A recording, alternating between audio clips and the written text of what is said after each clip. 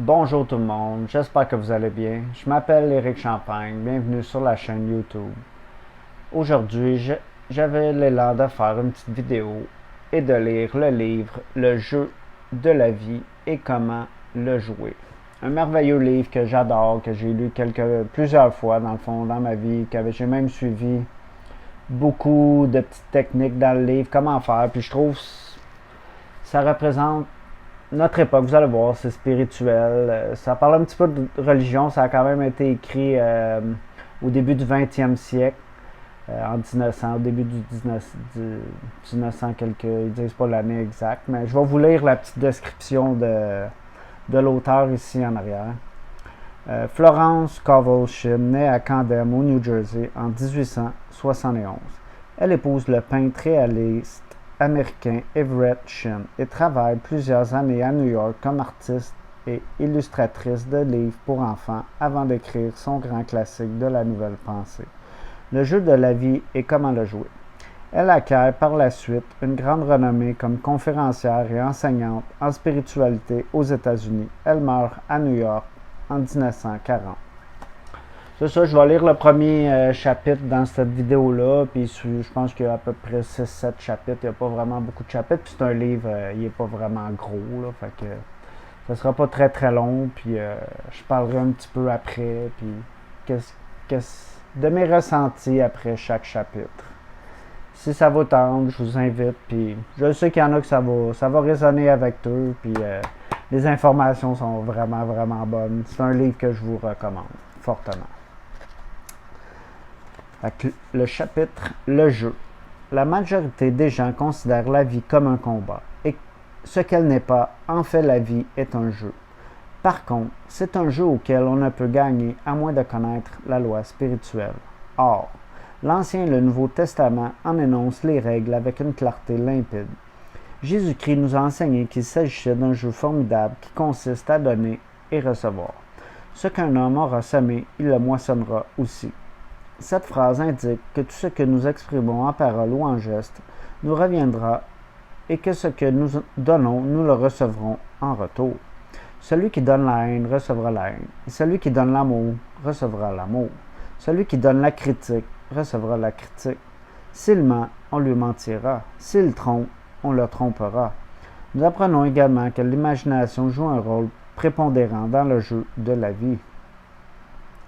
Garde ton cœur, en parenthèse, imagination, plus que toute autre chose, car de lui viennent les sources de la vie. Cela signifie que tôt ou tard, ce que nous imaginons se concrétise dans notre vie. J'ai connu un homme qui avait peur d'une maladie en particulier.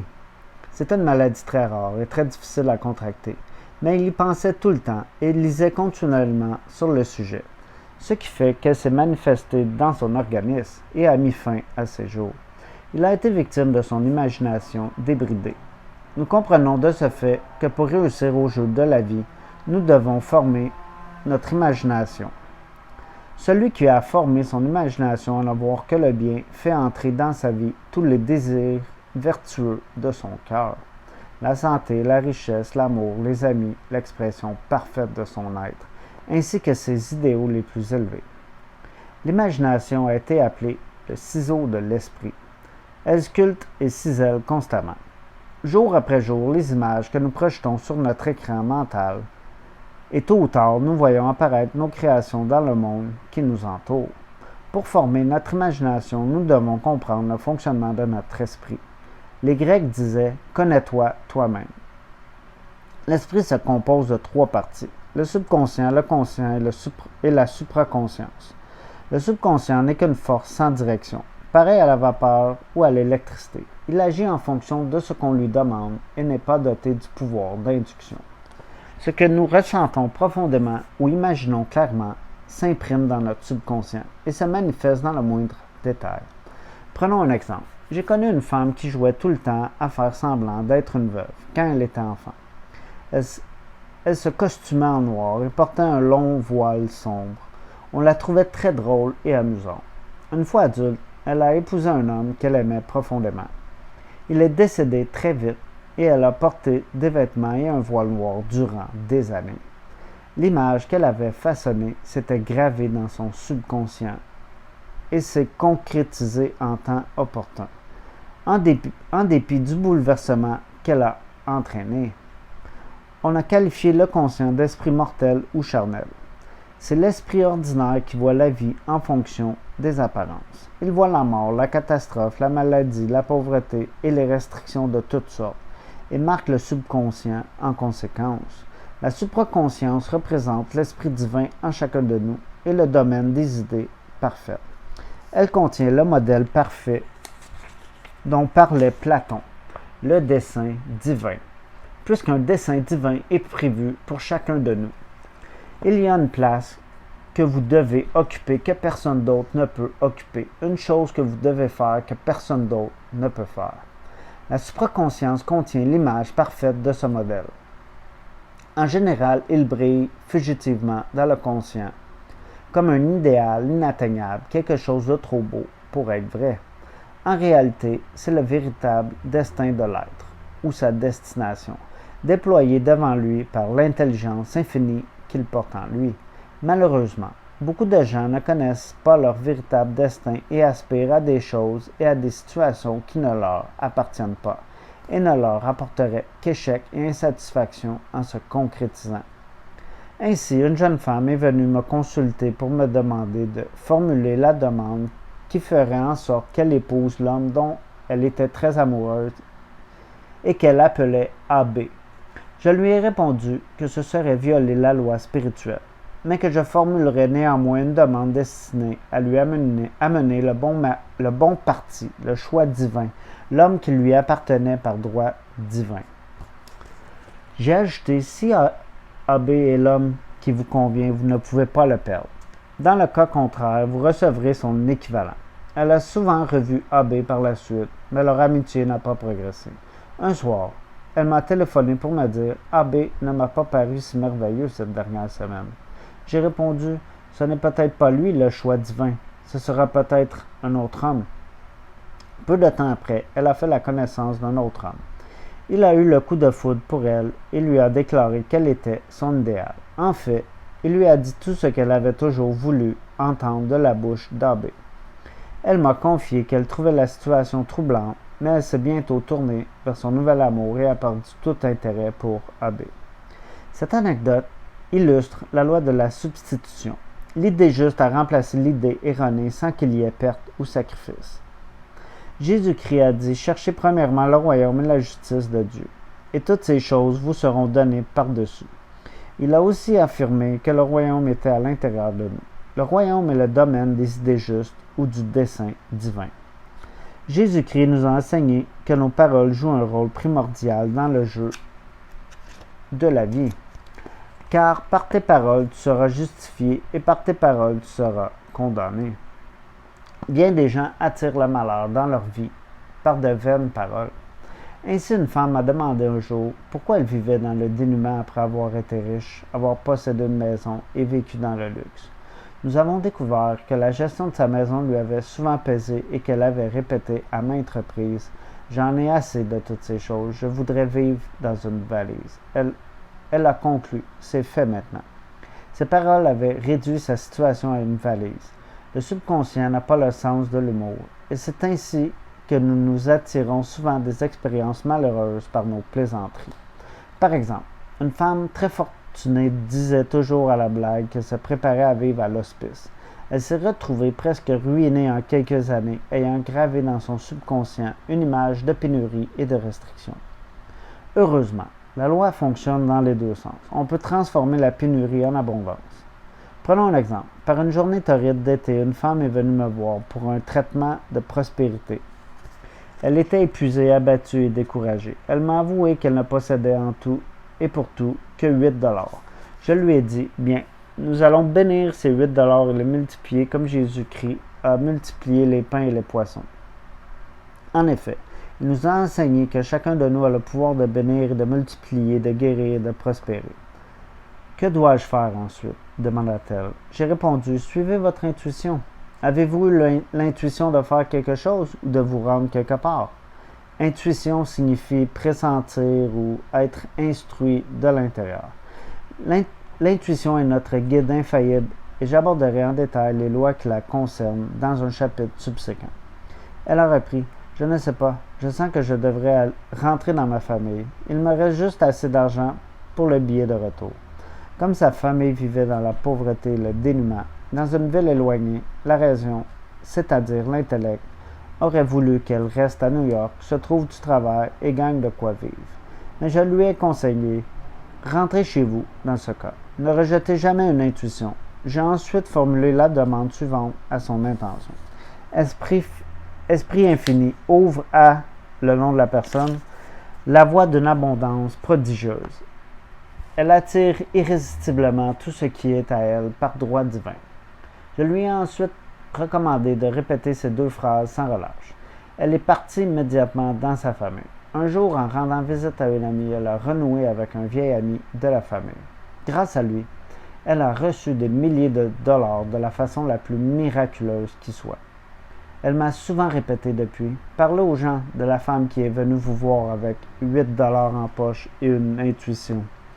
L'abondance est toujours présente, mais c'est le désir, la foi et la parole qui rendent sa manifestation possible. Jésus-Christ a clairement indiqué que nous devons faire le premier pas. Demandez et l'on vous donnera. Cherchez et vous trouverez. Frappez et l'on vous ouvrira. Par ailleurs, nous lisons dans les Saintes Écritures, veut-on me questionner sur l'avenir, me donner des ordres sur l'œuvre de mes mains. Intelligence infinie. Dieu est toujours prêt à donner suite à nos demandes, petites ou grandes. Tout désir, exprimé ou non, est une demande. On est souvent étonné de voir un de ses souhaits subitement réalisé. Ainsi, une année aux environs de Pâques, après avoir admiré plusieurs beaux rosiers dans les vitrines des fleuristes, j'ai souhaité en recevoir un en cadeau, et pendant un instant, j'en ai vu un en imagination m'être livré à la maison. Le jour de Pâques, j'ai reçu un beau rosier. Le lendemain, j'ai remercié l'ami qui me l'avait offert en lui disant que c'était exactement ce que je voulais. Elle a répondu, mais je ne t'ai pas envoyé de rosier, je t'ai envoyé des lys. Le fleuriste a confondu sa commande avec une autre et m'a envoyé un rosier, tout simplement, parce que j'avais mis la loi en action et que je devais recevoir un rosier. Il n'y a rien entre nous et nos idéaux les plus nobles, nos désirs sincères, sinon le doute et la peur. Lorsque nous serons capables de souhaiter sans nous inquiéter, tous nos désirs seront immédiatement satisfaits. J'expliquerai plus en détail dans un chapitre subséquent la raison scientifique de ce phénomène et l'importance d'éradiquer la peur de la conscience. La peur est notre seul ennemi. Peur du manque, peur de l'échec, peur de la maladie, peur de la perte et sentiment d'insécurité sur un plan quelconque. Jésus-Christ a dit « Pourquoi avez-vous peur, gens de peu de foi ?» Nous comprenons que nous devons substituer la foi à la peur, puisque la peur n'est qu'une foi mal placée. C'est croire au mal plutôt qu'au bien. Le but du jeu de la vie consiste à voir distinctement notre bien et à effacer toutes les images mentales du mal. Pour y parvenir, il faut graver la réalisation du bien dans notre subconscient. Un homme brillant et très prospère m'a confié qu'il avait effacé toute peur de sa conscience du jour où il a lu sur une affiche cette phrase en lettres majuscules. Pourquoi vous inquiéter? Cela ne se produira probablement jamais.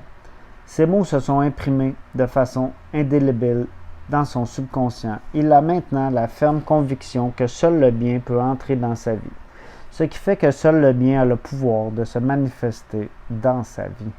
Dans un prochain chapitre, j'aborderai les différentes méthodes qui permettent de programmer le subconscient.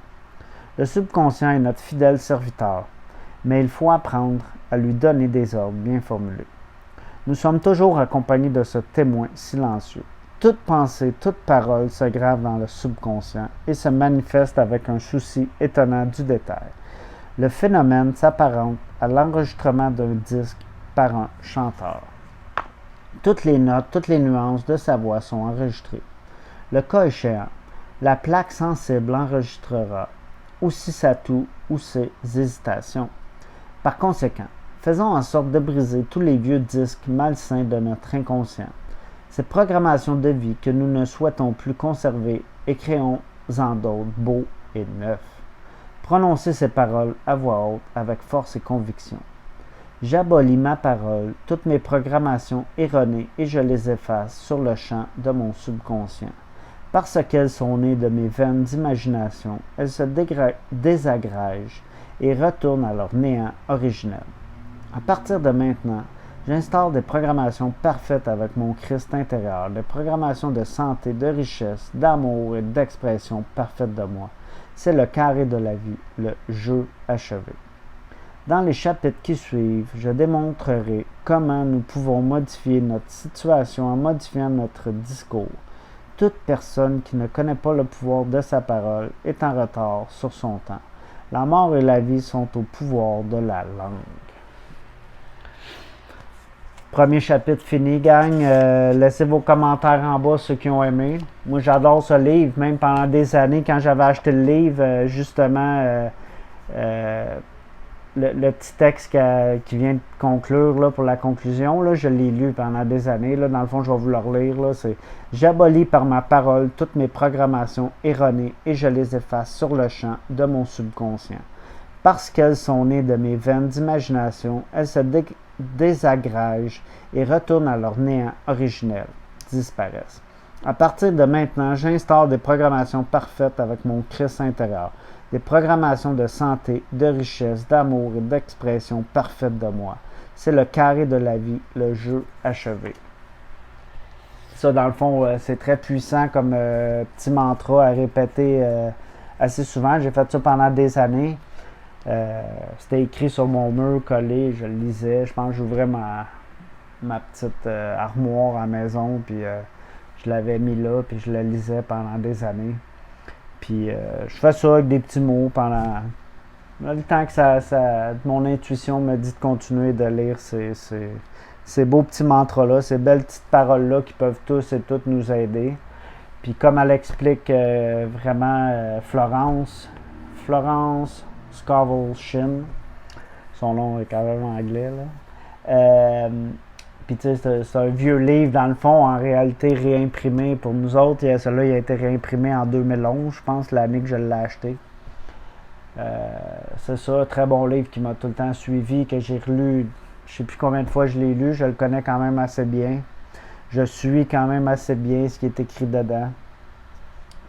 Très bon, très simple, très simpliste comme livre, mais très puissant. C'est sûr qu'eux, dans leur époque, au début du 20e siècle, sont beaucoup avec la religion, ceux qui aiment moins la religion, fait qu'il y a beaucoup de...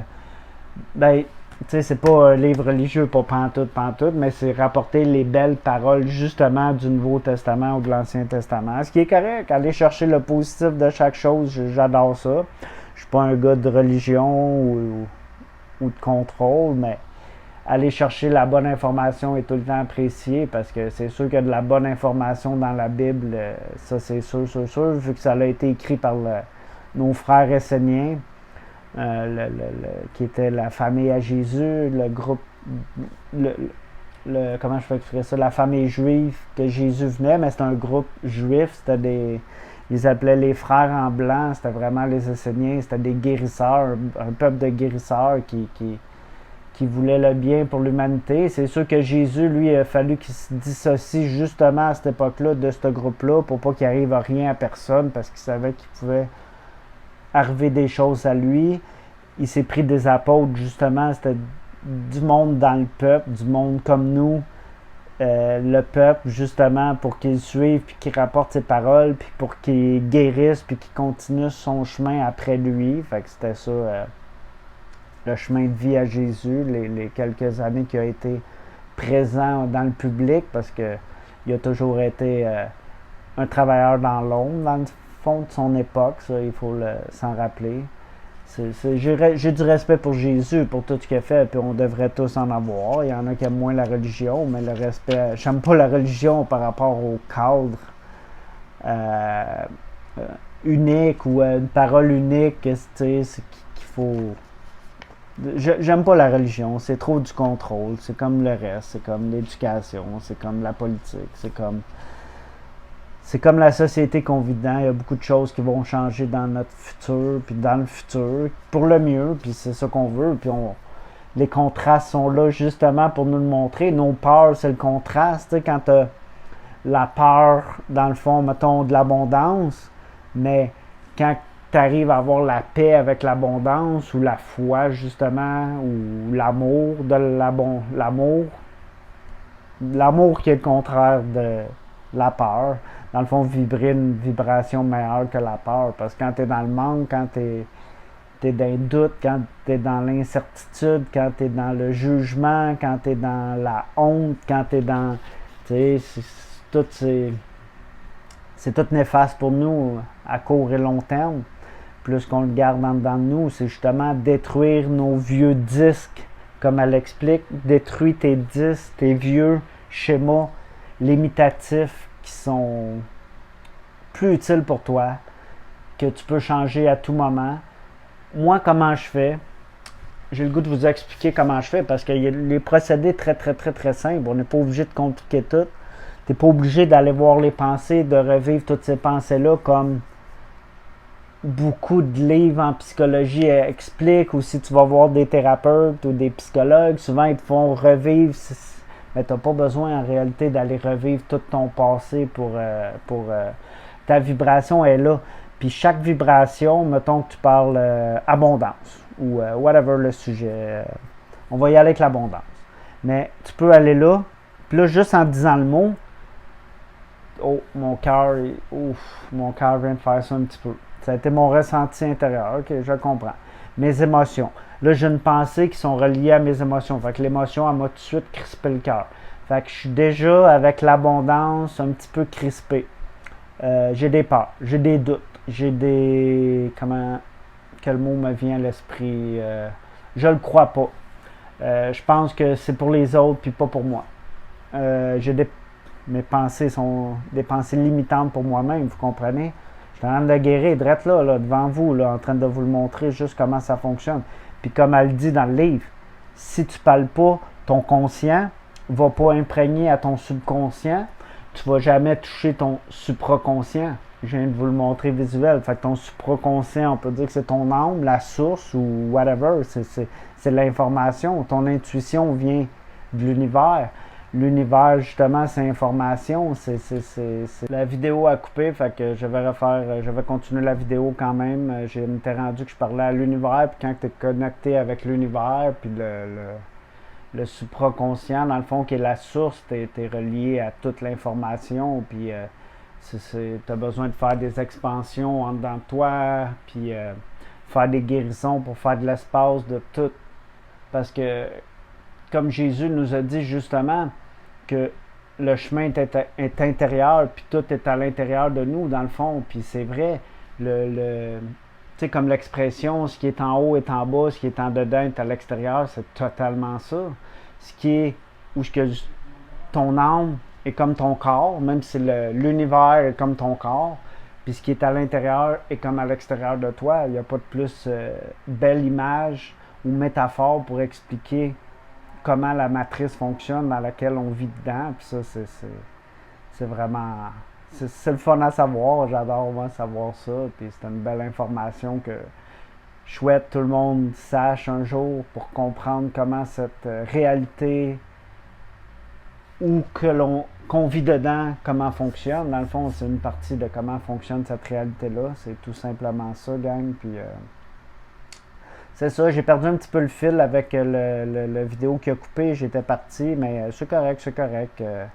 Puis nos peurs, comme elle explique là-dedans, nos peurs sont très importantes, parce que c'est ça que j'expliquais il y a quelques minutes.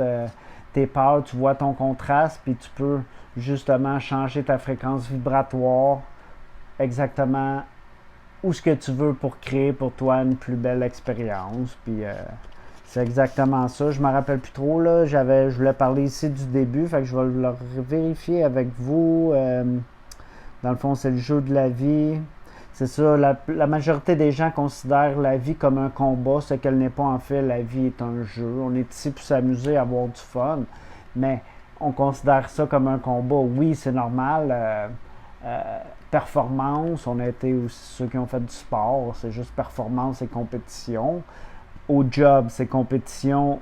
Ben moi je trouve aussi il y a beaucoup de, je dis du lichage de cul là, tu sais, c'est comme Celui-là qui tête le plus le boss que les promotions, souvent qu'on tasse l'autre, qu'on va faire en sorte que l'autre ait plus d'ancienneté en tassant quelqu'un. J'ai vu ça dans des... Tout le monde a vu toutes les crosses dans des places, puis le monde ne dit pas rien, puis ils s'en vont. Du monde qui perd le job injustement, justement par des harcèlements psychologiques au travail, ça m'est déjà arrivé, ça n'a pas fonctionné trop, j'ai assez le mental fort, mais à certains niveaux, ça a fonctionné pareil.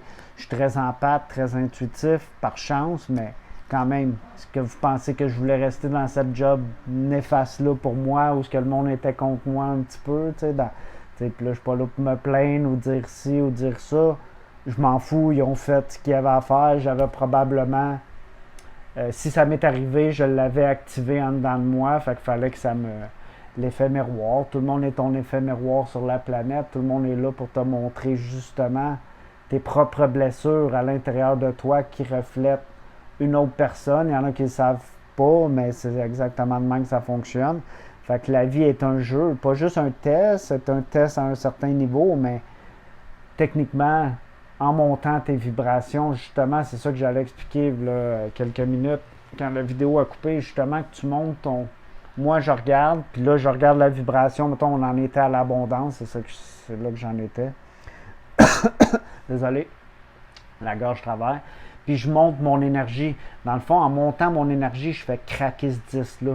J'élimine dans mon conscient, dans mon inconscient ou subconscient, en faisant des expansions, tu élimines ces vieilles pensées néfastes-là ou limitatives, puis tu mets justement la lumière en dedans de toi qui fait que cette part d'ombre-là s'efface automatiquement. Des fois, ça peut prendre plusieurs fois, plusieurs montées, des grosses montées d'énergie. Des fois, c'est ancré en toi vraiment. Fait que tu as à remettre l'ondulation de ta fréquence plus calme, plus... Toutes tes fréquences, puis toutes tes vibrations, vagues vibratoires ou ondulations que tu répands justement dans l'univers, qui te renvoie justement, comme elle expliquait dans le livre, dans ce chapitre-là. Ce que tu donnes, tu le reçois. Fait que si tu donnes l'amour, tu reçois l'amour. Si tu donnes la colère, tu vas recevoir la colère. Mais la colère, oui. Plus tu peux être en colère intérieurement, qui est à l'image de la nature et puis de la température. Il y a des fois, c'est bon aussi aller chercher en bas pour monter en haut, pour savoir ce que tu veux. Aller en bas pour monter plus haut des fois, mais tout est balance, tout est dans le cœur. C'est là le jeu de la vie, c'est dans le cœur que ton enfant sacré, ton enfant divin est, que tu dois prendre soin, c'est ton cœur. Ton cœur est un très bon guide, justement, guide émotionnel, s'il se crispe, s'il se ferme ou s'il s'ouvre, parce que ton cœur, ça doit naturellement d'être ouvert, gang, puis brisez vos disques, brisez vos vieux schémas limitatifs, vos vieilles pensées limitatives que la société justement vous a inculquées, vos familles, ça peut être familial, ancestral, ça peut être la lignée familiale, est à guérir. On a à guérir beaucoup dans notre humanité. On en est là, on va y arriver, j'ai confiance, soyons positifs, tout le monde va y arriver. Une bonne partie de l'humanité va guérir, puis plus qu'il y en a qui le font, plus que tous ces avancements-là de cette magnifique société qu'on veut créer vont arriver pour nous. Je vais arrêter là, j'en ai perdu un petit peu le fil avec la vidéo qui a coupé. Si vous aimez la vidéo, likez, ça l'aide beaucoup. Partagez, si vous pensez que ça peut résonner avec quelqu'un. Laissez un commentaire, je vais répondre à tous les commentaires. Les likes, ça l'aide pour les algorithmes, puis tout ce que vous faites aide pour tout, gang. On est ici pour s'entraider. Moi, j'aide beaucoup d'autres personnes, justement, parce que je sais comment ça fonctionne, tout ça, puis c'est pour ça que je le répète, puis que le monde le répète, justement, pour que le monde comprenne, puis qu'on s'entraide en nous, parce qu'il est temps que les bonnes personnes prennent le devant dans cette... Puis on est tous des bonnes personnes, moi, je me pense pas supérieur à personne en disant ça. Je le dis que les bonnes personnes se doivent d'être en avant et de partager leur message positif, parce qu'on n'a pas tout le temps, justement, le plan d'avant. On part de loin, on monte tranquillement, comme j'ai quelques abonnés à ma chaîne YouTube, mais j'essaie de la monter dans le positif, gang. Fait que je vais vous souhaiter une belle journée. Merci. Prochaine vidéo, ça va être le 2e chapitre.